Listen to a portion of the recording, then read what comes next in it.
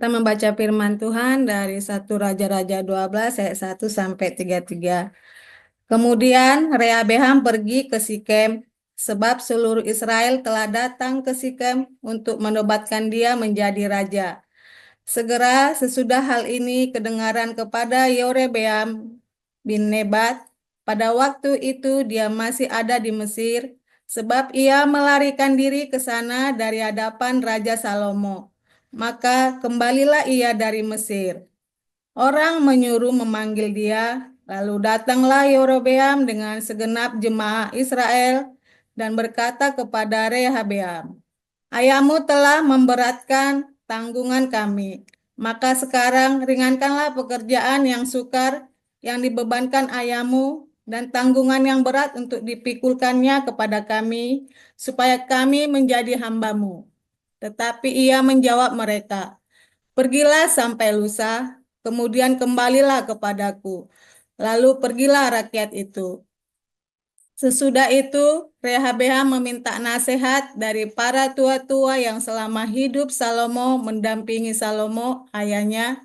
Katanya, "Apakah nasihatmu untuk menjawab rakyat itu?" Mereka berkata, "Jika hari ini engkau mau menjadi hamba rakyat, mau mengabdi kepada mereka, dan menjawab mereka dengan kata-kata yang baik, maka mereka menjadi hamba-hambamu sepanjang waktu."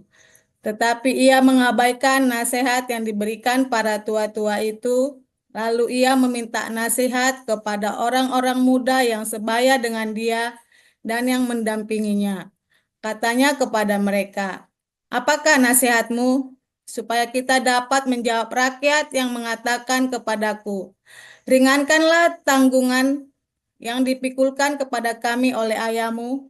Lalu orang-orang muda yang sebaya dengan dia itu berkata, "Beginilah harus kau katakan kepada rakyat yang telah berkata kepadamu, 'Ayahmu telah memberatkan tanggungan kami, tetapi engkau ini berilah keringanan kepada kami.' Beginilah harus kau beginilah harus kau katakan kepada kami. Beginilah harus kau katakan kepada mereka, kelingkingku lebih besar daripada pinggang ayahku. Maka sekarang ayahku telah membebankan kepada kamu tanggungan yang berat, tetapi aku akan menambah tanggungan kamu. Ayahku telah mengajar kamu dengan cambuk, tetapi aku akan mengajar kamu dengan cambuk yang berduri besi." Pada hari lusanya, datanglah Yerobeam dengan segenap rakyat kepada Rehabeam, seperti yang dikatakan raja. "Kembalilah kepadaku pada hari lusa." Raja menjawab rakyat itu dengan keras. Ia telah mengabaikan nasihat yang diberikan para tua-tua kepadanya. Ia mengatakan kepada mereka menurut nasihat orang-orang muda, "Ayahku telah memberatkan tanggungan kamu, tetapi aku akan menambahkan tanggunganmu itu. Ayahku telah mengajar kamu dengan cambuk, tetapi aku akan mengajar kamu dengan cambuk yang berduri besi." Jadi raja tidak mendengarkan permintaan rakyat, sebab hal itu merupakan perubahan yang disebabkan Tuhan, supaya Tuhan menepati firman yang diucapkannya dengan perantaraan Hakia orang Silo kepada Yerobeam bin Nebat. Setelah seluruh Israel melihat bahwa raja tidak mendengarkan permintaan mereka, maka rakyat menjawab raja, "Bagian apakah kita dapat daripada Daud? Kita tidak memperoleh warisan dari anak Isai itu. Kekemamu, hai orang Israel, uruslah sekarang rumahmu sendiri, hai Daud." Maka pergilah orang Israel ke kemahnya, sehingga Rehabeam menjadi raja hanya atas orang Israel yang diam di kota-kota Yehuda. Kemudian Raja Rehabeam mengutus Adoram yang menjadi kepala Rodi, tetapi seluruh Israel melontari dia dengan batu sehingga mati. Bahkan Raja Rehabeam hampir-hampir tidak dapat menaiki keretanya untuk melarikan diri ke Yerusalem. Demikianlah mulanya orang Israel memberontak terhadap keluarga Daud sampai hari ini. Segera sesudah seluruh Israel mendengar bahwa Yerobeam sudah pulang, maka mereka menyuruh memanggil dia ke pertemuan jemaah. Lalu mereka menobatkan dia menjadi raja atas seluruh Israel. Tidak ada lagi yang mengikuti keluarga Daud selain dari suku Yehuda saja. Ketika Rehabeam datang ke Yerusalem, ia mengumpulkan segenap kaum Yehuda dan suku Benyamin, 180.000 teruna yang sanggup berperang untuk memerangi kaum Israel dengan maksud mengembalikan kerajaan itu kepada Rehabeam anak Salomo. Tetapi datanglah firman Allah kepada Semaya, abdi Allah demikian. Katakanlah kepada Rehabeam anak Salomo, Raja Yehuda, dan kepada segenap kaum Yehuda dan Benyamin, dan kepada selebihnya dari bangsa itu. Beginilah firman Tuhan. Janganlah kamu maju dan janganlah kamu berperang melawan saudara-saudaramu orang Israel. Pulanglah masing-masing ke rumahnya, sebab akulah yang menyebabkan hal ini terjadi. Maka mereka mendengarkan firman Tuhan dan pergilah mereka pulang sesuai dengan firman Tuhan itu. Kemudian Rehobeam memperkuat Sikem di pegunungan Efraim, lalu diam di sana. Ia keluar dari sana lalu memperkuat Nuel. Maka berkatalah Rehobeam dalam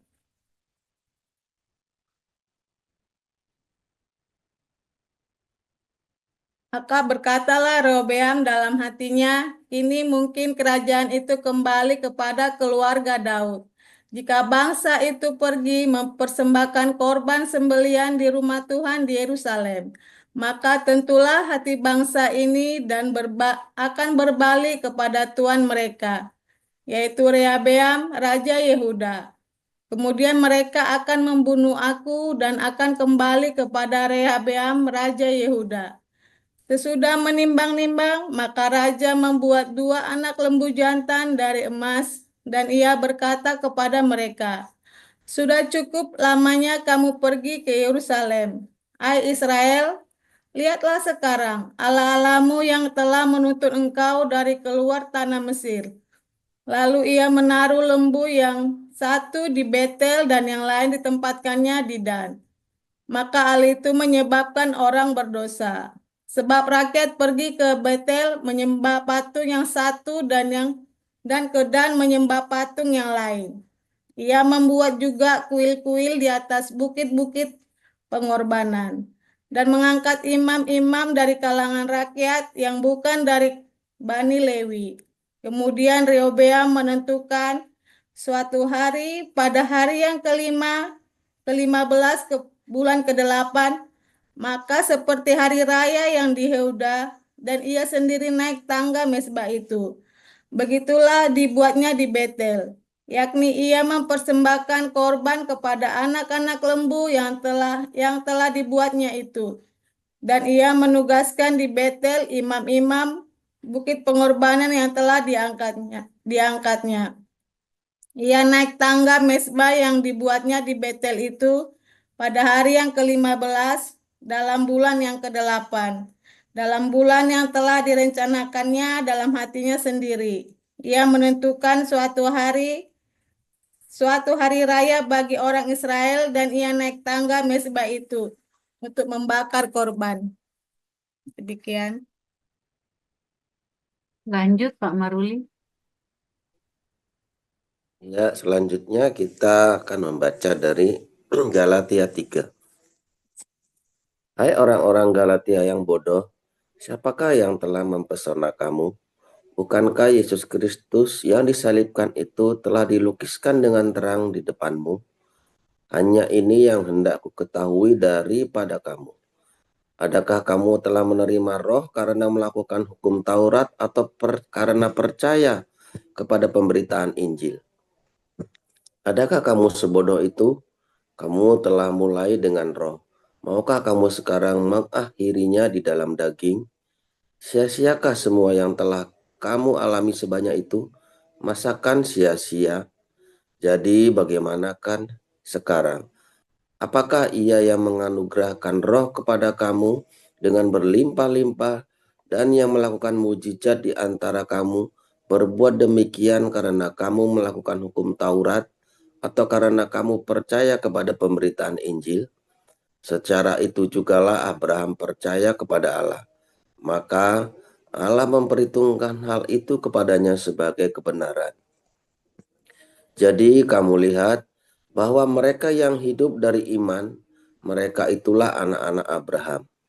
Dan kitab suci yang sebelumnya mengetahui bahwa Allah membenarkan orang-orang bukan Yahudi oleh karena iman, telah terlebih dahulu memberitakan Injil kepada Abraham. Olehmu segala bangsa akan diberkati. Jadi mereka yang hidup dari iman, merekalah yang diberkati bersama-sama dengan Abraham yang beriman itu. Karena semua orang yang hidup dari pekerjaan hukum Taurat berada di bawah kutuk. Sebab ada tertulis, terkutuklah orang yang tidak setia melakukan segala sesuatu yang tertulis dalam kitab hukum Taurat. Dan bahwa tidak ada orang yang dibenarkan di hadapan Allah karena melakukan hukum Taurat adalah jelas karena orang yang benar akan hidup oleh iman. Tetapi dasar hukum Taurat bukanlah iman, melainkan siapa yang melakukannya akan hidup karenanya. Kristus telah menebus kita dari kutuk hukum Taurat dengan jalan menjadi kutuk karena kita, sebab ada tertulis, terkutuklah orang yang digantung pada kayu salib. Yesus Kristus telah membuat ini supaya di dalam Dia berkat Abraham sampai kepada bangsa-bangsa lain, sehingga oleh iman kita menerima roh yang telah dijanjikan itu. Saudara-saudara, baiklah kupergunakan suatu contoh dari hidup sehari-hari, suatu wasiat yang telah disahkan, sekalipun ia dari manusia, tidak dapat dibatalkan atau ditambahi oleh seorang pun. Adapun kepada Abraham diucapkan segala janji itu dan kepada keturunannya. Tidak dikatakan kepada keturunan-keturunannya, seolah-olah dimaksud banyak orang, tetapi hanya satu orang, dan kepada keturunanmu, yaitu Kristus. Maksudku ialah, janji yang sebelumnya telah disahkan Allah tidak dapat dibatalkan oleh hukum Taurat, yang baru terbit 430 tahun kemudian, sehingga janji itu hilang kekuatannya. Sebab jikalau apa yang ditentukan Allah berasal dari hukum Taurat, ia tidak berasal dari janji, tetapi justru oleh janjilah Allah telah menganugerahkan kasih karunia-Nya kepada Abraham. Kalau demikian, apakah maksudnya hukum Taurat? Ia ditambahkan oleh karena pelanggaran-pelanggaran sampai datang keturunan yang dimaksud oleh janji itu. Dan ia disampaikan dengan perantaraan malaikat-malaikat ke dalam tangan seorang pengantara. Seorang pengantara bukan hanya mewakili satu orang saja, sedangkan Allah adalah satu. Kalau demikian, bertentangankah hukum Taurat dengan janji-janji Allah? Sekali-sekali tidak. Sebab andai kata hukum Taurat diberikan sebagai sesuatu yang dapat menghidupkan, maka memang kebenaran berasal dari hukum Taurat. Tetapi kitab suci telah mengurung segala sesuatu di bawah kekuasaan dosa, supaya oleh karena iman dalam Yesus Kristus, janji itu diberikan kepada mereka yang percaya. Sebelum iman itu datang, kita berada di bawah pengawalan hukum Taurat dan dikurung sampai iman itu telah dinyatakan. Jadi, hukum Taurat adalah penuntun bagi kita sampai Kristus datang, supaya kita dibenarkan karena iman. Sekarang iman itu telah datang. Karena itu kita tidak berada di bawah pengawasan penuntun. Sebab kamu semua adalah anak-anak Allah karena iman di dalam Yesus Kristus.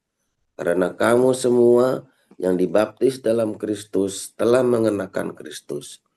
Dalam hal ini tidak ada orang Yahudi atau orang Yunani, tidak ada hamba atau orang merdeka, tidak ada laki-laki atau perempuan, karena kamu semua adalah satu di dalam Kristus Yesus. Dan jikalau kamu adalah milik Kristus, maka kamu juga adalah keturunan Abraham dan berhak menerima janji Allah. Amin.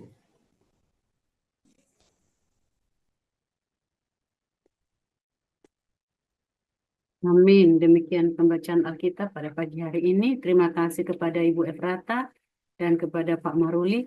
Kita akan mendengarkan renungan firman Tuhan yang berjudul Tuakbir. Judulnya Tuakbir Awo Bubar. Silakan Pastor Paul. Haleluya, Tuhan Yesus baik buat kita semuanya.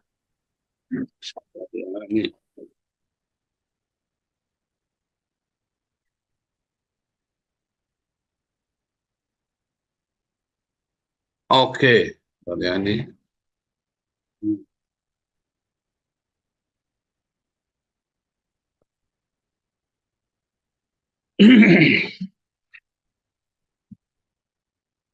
Saudara, mengapa Islam bisa menaklukkan kerajaan Kristen Yaman, kerajaan Kristen Syria, kerajaan Kristen tua, ya Bizantin. Ya, memang saat itu memang sudah rapuh ya, terutama Bizantin itu sudah diserang oleh pasukan salib yang terakhir. Tapi ada faktor yang lebih penting, saudara. Karena waktu itu gereja tidak melakukan tugasnya, ya, gereja tidak melakukan kewajibannya atau panggilannya untuk mengasihi, untuk memberkati, saudara, untuk mengampuni. Gereja itu penuh dengan dendam, saudara ya, saling balas. Gereja itu terlibat dalam politik dan mereka saling membalas harga diri. Dan kalau ada bishop yang satu atau pejabat gereja yang satu, kardinal yang satu disenggol, nanti dibalas lagi, saudara. Para pemimpin itu tidak menunjukkan cintanya Tuhan Yesus, melainkan menunjukkan jabatan, level, pangkat, ya, kekuasaan. Dan terlebih lagi para pemimpinnya cabul saudara zaman itu ya. Waduh, Anda jangan tanya lagi ya kalau masalah para biarawan gereja, para uskup yang katanya selibat itu tidak menikah ya, demi gereja tidak menikah. Malah nggak taunya punya gendakan, anaknya sarembel, saudara, anak haram semua. Lalu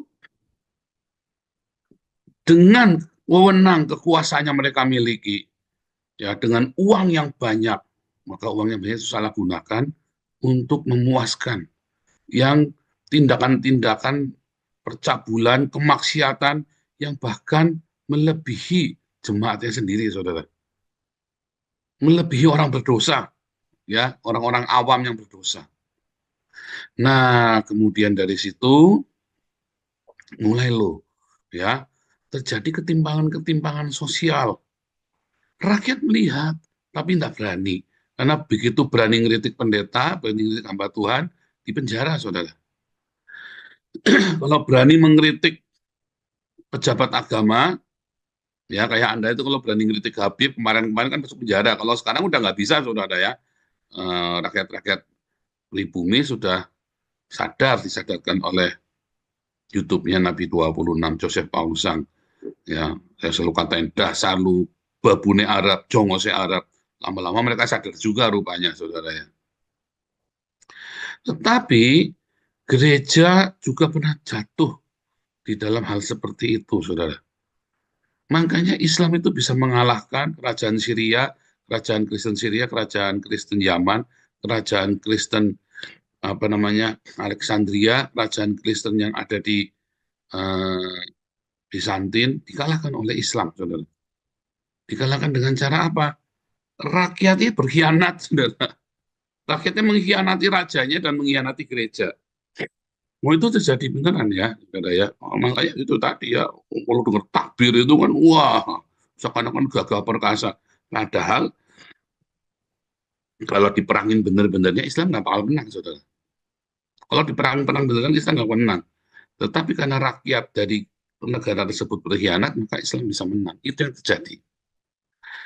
Ya. Nah, Mengapa Islam tidak bisa menguasai Eropa hari ini? Karena setelah jatuhnya Bizantin, gereja sadar, saudara. Gereja sadar dan mulai. Gereja berdiakonia, bersedekah. Gereja adalah tempat rakyat untuk mendapat perlindungan. Itu benar-benar jalan. Kecuali sempat ya, gereja Katolik masuk di dalam skandal pedofilia. Ya, ada sempat ya, saudara ya, dan itu dibongkar. Tapi waktu gereja tidak mau mengakui, ya gereja Katolik habis, saudara, jemaatnya. Begitu Paus Francis mau mengakui, maka orang-orang mulai kembali ke gereja. Beneran ya, karena gereja Katolik di Eropa penuh, karena Paus Francis berani bongkar skandal para kardinal yang dulu kan cuma sekitar baru cuma jadi pastor atau frateran gitu ya, atau bruder atau pastor yang cabul-cabul pedofil itu, saudara. Dibongkar, dimasukkan penjara satu-satu, baru tuh gereja Katolik banyak apa kembali ya, jemaatnya banyak-banyak. Jadi tidak ada yang ujuk-ujuk, saudara ya. Ujuk-ujuk misalnya nih ada gereja ujuk-ujuk bubar, yayasan ujuk-ujuk bubar, pelayanan ujuk-ujuk bubar. Enggak ada, saudara. Ada asal-usulnya. Selalu dimulai dengan perzinahan, selalu dimulai dengan apa, saudara, penyalahgunaan keuangan untuk hedonisme. Balik lagi, disalahgunakannya untuk foya-foya hedonisme, saudara. Jadi nggak ada yang ujuk-ujuk bubar, itu nggak ada. Ya. Tetapi itu selalu bertahap. Mengapa bisa bubar? Ketika pendetanya berzina, hamba Tuhannya, orang-orang yang melayani itu berzina, atau menyalahgunakan apa namanya, uangnya itu buat foya-foya, bukan untuk mensejahterakan jemaat. Ya, mengapa bisa bubar? Karena kemudian disitulah terjadi, saudara, policy-policy, kebijakan-kebijakan dari gereja yang tidak sejalan sama Tuhan lagi.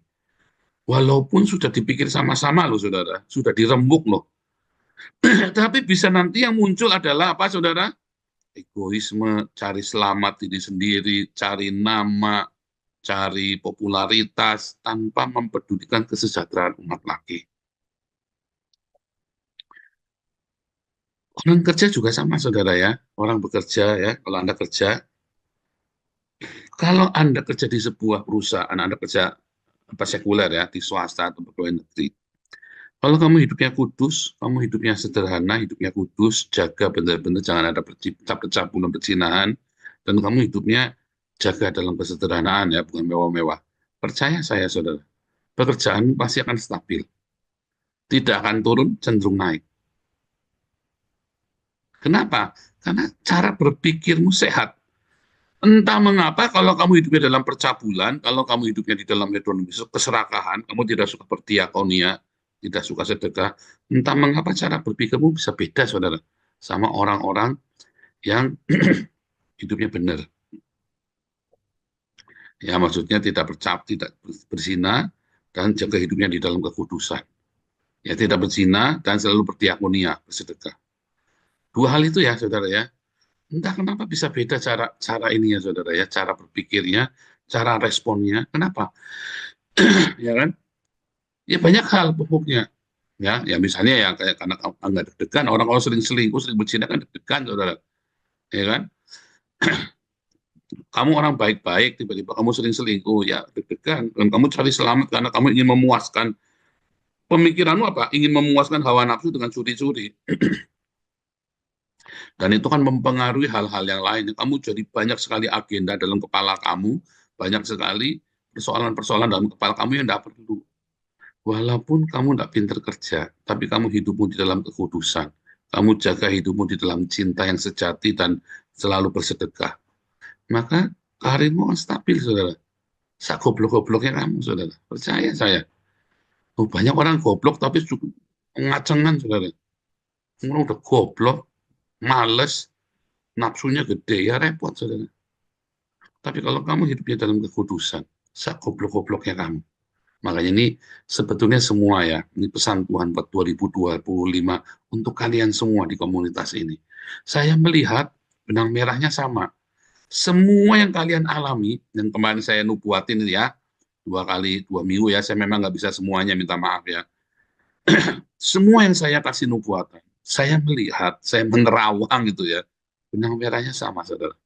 Kamu akan berhasil, kalau kamu hidup di dalam kekudusan dan kamu hidup di dalam sedekah. Ya, kamu bersedekah yang rajin dan kamu hidup dalam kekudusan. Pasti kamu stabil. Sekalipun kelihatannya kamu digonjang-ganjing, jangan takut, tenang. Nah, kesalahan saya waktu saya kerja sekuler, saya kan kurang pengalaman ya. Saya kerjanya bagus, saudara. Tetapi sering banyak intrik, saya khawatir, saudara ya. Waduh begini, aduh begini, aduh begini. Waduh itu teman ceweknya banyak, setiap kali ada tamu dikasih cewek, waduh di entertain. Waduh saya nggak bisa, wah saya nggak kenal. Wah saya ini nggak kenal cewek, saya nggak kenal ini. Wah saya panik, saudara ya. Itu kesalahan saya. Padahal ya dengan cara Tuhan yang ajaib ya saya selalu lolos. Digencet, difitnah, ya intrik kayak apa, ya saya selalu lolos. Karena saya hidupnya jaga dalam kekudusan, saya hidupnya dalam kerendahan hati. Dan selalu bersedekah. Padahal selalu lolos tuh saudara. Tapi karena sering mengalami begitu, ya, dan saya nggak mau lagi ngalami deg-degan itu lagi, karena belum pinter saudara. Karena saya kan karir saya kan di usia 27 tahun itu saya sudah melejit karir saya, saudara ya. 29 tahun udah jadi direktur, udah jadi GM ya. Udah jadi GM di sebuah perusahaan. Jadi saya waktu itu karir terlalu cepat tapi tanpa kematangan karakter. Sehingga saya limbung. Nah, di situ mulai saya coba segala macam yang saya nggak ganggu. Kamu tidak perlu sampai pusing seperti itu, saudara ya. Pikirkan sebisanya, setelah itu kamu serahkan sama Tuhan, pokoknya hidup kamu dalam kekudusan, pokoknya hidup kamu selalu bersedekah. Aman, tak jamin itu saudara. Stabil nanti kamu. Ya, tetap kerja yang rajin, jangan males-malesan ya. Itu kan rajin, jujur, itu tetap nomor satu. Tapi untuk mengamankan ketika kamu di dalam berbagai macam gonjang-ganjing, hiduplah tetap di dalam kekudusan, kedua tetaplah bersedekah. Segala macam setan alas, segala macam bajingan-bajingan yang mencoba mengoncang kamu nggak akan bisa, saudara. Kalau rajin, jujur, rendah hati, itu wajib ya, saudara ya. Pinter itu nggak wajib, saudara.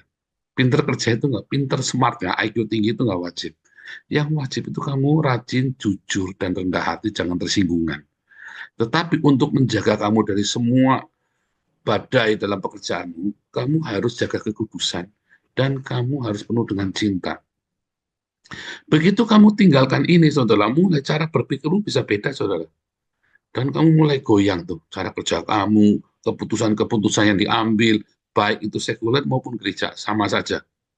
Bisa nanti ruwet, saudara. Makanya saya marah kalau kamu pengurus dan hidupmu tidak kudus. Saya marah, saudara. Semua pengurus hidupnya harus dalam kekudusan. Ya, semua pengurus hidupnya ada dalam kekudusan. Kalau hidupmu tidak dalam kekudusan, entah mengapa keputusan yang kamu ambil akan mengganggu, saudara. Akan beda. Sehingga kemudian kamu bisa mengambil keputusan-keputusan yang konyol, yang justru tidak menguntungkan kita, malah menguntungkan dirimu sendiri, tetapi kamu malah jadi rugi, bumerang buat kamu. Keputusan yang kamu ambil itu kamu pikir hebat, tapi malah jadi bumerang buat kamu. Tapi kalau kamu hidup dalam kekudusan selalu, dan kamu di dalam bersedekah, niatan kamu selalu ada sedekah di sana, ya, entah kenapa frekuensi kontakmu ya benar, saudara ya. Ya begitu caranya ya. Mau itu gereja, mau persekutuan doa, yayasan, kerja sekuler, kerja di kantor, kerja perusahaan, bisnis sendiri. Itu caranya, saudara. Ya, kalau tambah tuakbir, Allah bubar, ya, karena mabok, saudara ya. Akhirnya kan kalap kamu kan, bubar. Ya. Kamu akhirnya mabok. Karena nggak tahan kan, kamu salah terus, bikin keputusan apa-apa jadi bumerang terus. Coba kita lihat, saudara. Ya, kita remote loh, semua yayasan kita tuh di remote. Ya, satu-satu akhirnya kita bisa jadi baik, saudara. Satu-satu kita jadi baik. Mengapa bisa jadi baik? Karena kita semua jaga hidup di dalam kekudusan. Karena kita semua tekad hidup dalam kekudusan. Begitu kamu tidak kudus, saudara, kamu cepetan ngomong. Bisik-bisik sama saya, Pak, saya ada tidak benar hidupnya, Pak. Kamu kasih tahu, saudara. Supaya kita singkirkan pelan-pelan, supaya kamu jangan ganggu kita dan kamu jangan terkutuk. Kamu juga jangan sial. Dan kamu terus, motivasi kita pokoknya diakonia. Mau bikin proyek apapun kita pasti sukses, saudara. Jangan takut. Itu nggak tahu kenapa, itu pasti diutak-atik. Ya, jadi jangan takut ya saudara ya, jangan takut, jangan takut, jangan takut, jangan takut. Tuhan akan tolong. Jangan takut Anda yang kerja sekuler, kerja gereja, pendeta, Anda yang apapun, hidup jaga kekudusan dan hatimu selalu ingin bersedekah. Entah kenapa nanti Tuhan kasih tuh frekuensi yang benar di otakmu, kamu bikin polisi nanti baik, saudara.